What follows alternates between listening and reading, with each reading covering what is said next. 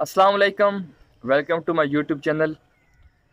उम्मीद करता हूँ आप सब खैरियत से होंगे। जैसा कि आपको पता है कि 100p इन्फो सऊदीया, कतर, दुबई और गल्फ़ ममालिक में जितनी भी कंपनीज़ हैं उनके मतलब मालूमात फ़राहम करता है और आपको कहाँ से अच्छा वीज़ा मिल सकता है, किस एजेंसी से अच्छा वीज़ा मिल सकता है, उसके बारे में मालूमात आप तक फ़राहम करता है। तो इसी पेश नज़र आज हम एक कंपनी के बारे में मालूमात शेयर कर रहे हैं।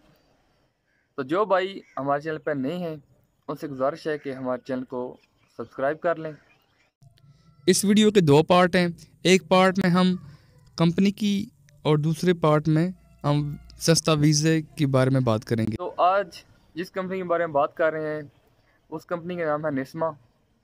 निस्मा सऊदीया की इस वक्त टॉप 10 कंपनीज में उसका शुमार होना शुरू हो गया है, क्योंकि निस्मा ने बहुत जल्दी एक बहुत बड़ा स्टैंड अप लिया है और बहुत ही ज़्यादा उसको अभी मेन पावर भी चाहिए। तकरीबन इसके 10 से ज़्यादा प्रोजेक्ट चल रहे हैं। इसकी सैलरी की बात करें तो सैलरी भी अच्छी पे कर रही है। तकरीबन ये लेबर बाकी जितनी भी कंपनीज हैं वो खाना नहीं देती, ये खाना भी साथ दे रही है और तकरीबन 1000 सैलरी दे रही है लेबर को। इस तरह मैसन, शटरिंग, कारपेंटर जो ट्रेड आते हैं, इसका फोल्डर वगैरह, इनको ये 1200 तक सैलरी देती है, साथ खाना भी इसका है। और जो फोरमैन है वो 1600 से लेके 2000 तक इतनी सैलरी देती है। इस वक्त पाकिस्तान, बांग्लादेश, इंडिया और जितने भी ये ममालिक हैं इनमें इसके बहुत बड़ी तादाद में वीज़े जा रहे हैं। पिछले कुछ दिनों में जो लोग गए हैं निस्मा में उनसे मैंने बात की और उनसे रिव्यू लिया है, तो उन्होंने बताया कि हमारी सैलरी अल्हम्दुलिल्लाह 1700-1800 आ रही है। डेली का 3 घंटे 4 घंटे ओवर टाइम हो रहा है। तो सऊदीया में जो ओवर टाइम की जो रेशो है वो होती है बेसिक पे। अगर आपकी 1000 बेसिक सैलरी है तो 1000 पे आपकी तकरीबन 325 रियाल मंथली आपका ओवर टाइम लगता है 2 घंटे का। इसी तरह अगर 4 घंटे ओवर टाइम लगता है तो आपकी सैलरी तकरीबन 600 650 आएगी, 660 इतनी आएगी आपकी सैलरी।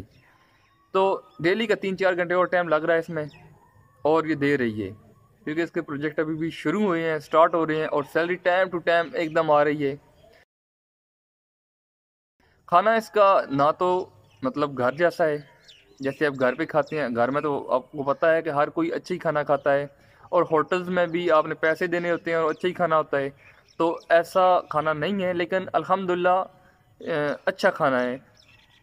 ये नहीं कि आपने वही खाना खाना है, इसके अलावा ये किचन प्रोवाइड करती है, आप अपना खाना बना सकते हैं। जो लोग रिटर्न हैं ऐसी कंपनी में रहे हैं जिनको पता है कि कंपनी खाना देती है, वो लोग क्या करते हैं कि वहाँ से कुछ दिन अपना खाना बना लेते हैं और कुछ दिन वो खाना लाकर उसको तड़का लगाकर तरकारी बना लेते हैं। अब बात करते हैं इसकी रिहाइश के बारे में। तो रिहाइश इसकी बाकी जो कंपनी होती हैं उनकी बराबर ही है, यानी कि हर रूम में 4 से 6 लोग रह रहे हैं और फोरमैन वो 3 तकरीबन हर रूम में रहते हैं। तो इसके वीज़े पाकिस्तान में इस वक्त हर एजेंसी के पास तकरीबन गर्दिश कर रहे थे, लेकिन हर किसी ने अपना अपना जो सिस्टम है ना वो चलाया हुआ था। तो एक एजेंसी है हफ्जाबाद में, BMR। तो उनसे बात की तो उनसे पता किया तो उन्होंने बोला कि इसका वीज़ा आपको मिलेगा 4,80,000 का। इसी तरह 3-4 स्टेप आते हैं। ठीक है, मैं आपको बताता हूँ कि आप निस्मा का वीज़ा ले रहे हैं तो किसी एजेंट से रब्ता ना करें। एजेंट से रब्ता करेंगे, अगर उस एजेंट का रब्ता हुआ किसी ऐसी एजेंसी के साथ जो पहले ही 4.5 लाख ले रही है, तो आपको ये वीज़ा 5 लाख में पड़ेगा।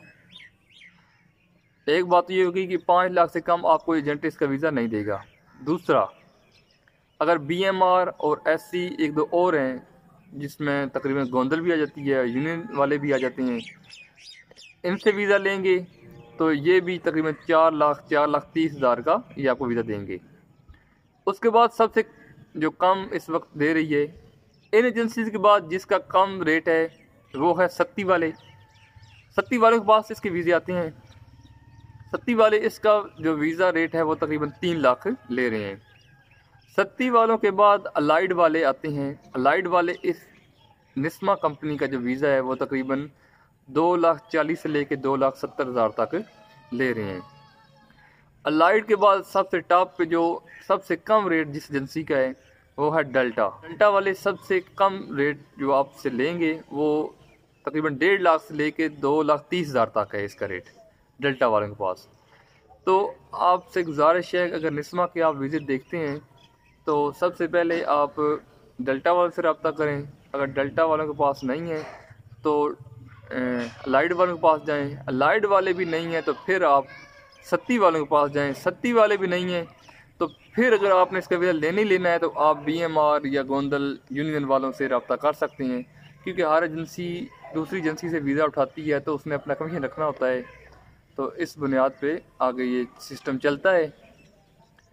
तो मैं आप सब भाइयों से गुजारिश करूँगा कि इस कंपनी के वीज़े अगर देखते हैं तो लाजमी इस कंपनी को ज्वाइन करें, क्योंकि सऊदीया में कोई भी ऐसी कंपनी नहीं है जो हर साल सैलरी इंक्रीज़ करती हो।